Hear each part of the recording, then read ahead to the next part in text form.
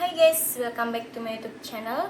Selamat datang di channel YouTube aku. Jadi buat kalian yang baru gabung di channel YouTube aku, di channel ini aku khusus ngebahas tentang seputar dunia perkuliahan, khususnya di Fakultas Pertanian. Nah, di video kali ini aku akan ngebahas tentang biaya kuliah di Fakultas Pertanian. Jadi mahal gak sih? Langsung aja kita ke videonya.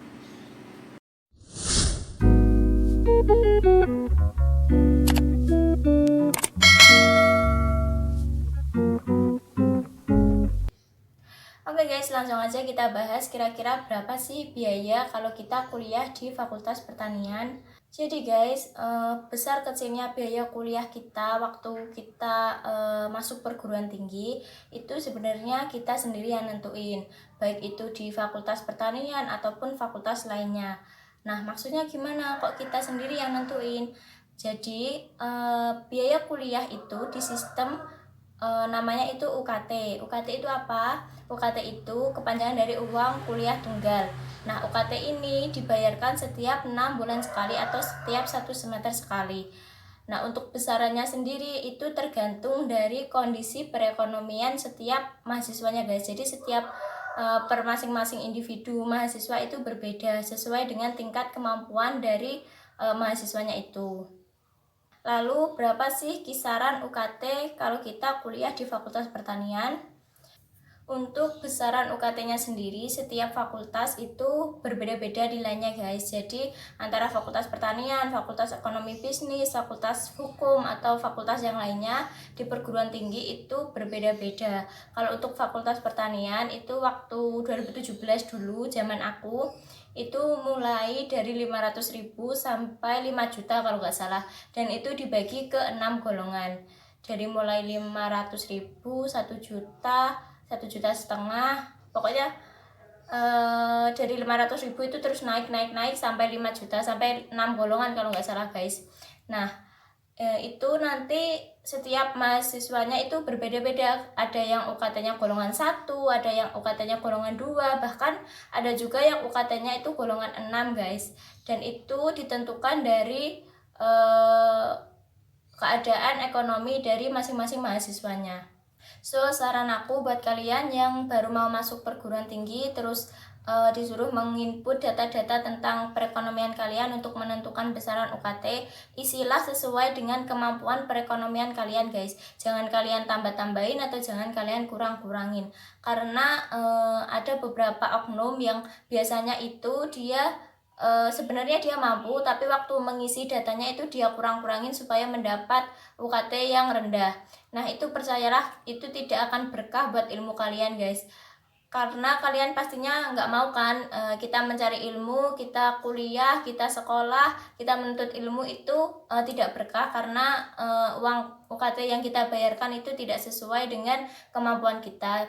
Pastinya kalian kan maunya kita kuliah yang berkah, kita kuliah yang baik, kita kuliah dengan mendapat ilmu yang bermanfaat gitu kan. Jadi isilah sesuai dengan kemampuan kalian. Oke guys, yang aku bicarakan tadi itu khusus kalian yang masuk perguruan tingginya itu melalui SNMPTN dan SBMPTN ya.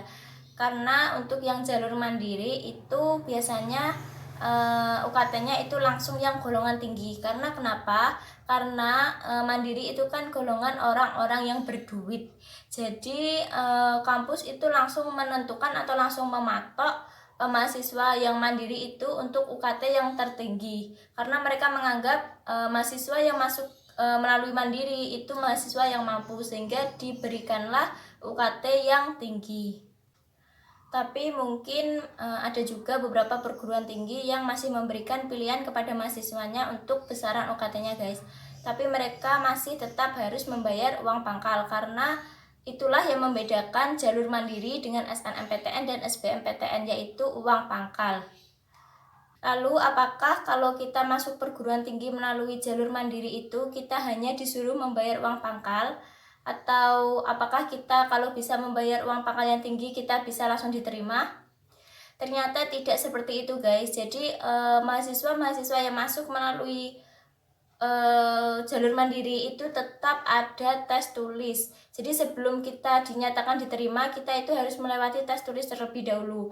Nah, kalau tes tulisnya kita itu masuk, kita baru dikasih formulir atau kita disuruh mengisi berapa uang pangkal yang mampu kita bayarkan. Seperti itu guys biasanya.